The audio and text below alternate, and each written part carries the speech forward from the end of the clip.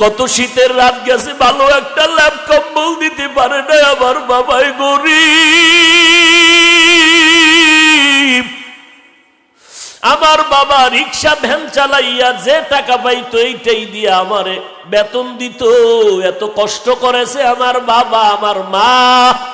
আবার মাঝে মাঝে দেখতাম ওই মাদ্রাসার পার্শ্বে এক বড় লোক আইসে একদিন আমার একটা জামা বানাই দিছে, আর এক বড় লোক আইসে আমার একটা মশারি কিনা দিছে।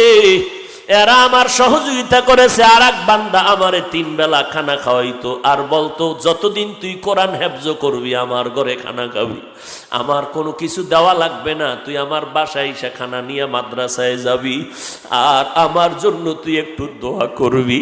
আল্লাহ ওই বান্দাটারে দরকার, আমি তারে না নিয়ে জান্নাতে যাব না। আল্লাহ বলবে তুই তালাশ কর, দেখ ওই বান্দা কই। হঠাৎ নজর করে দেখবে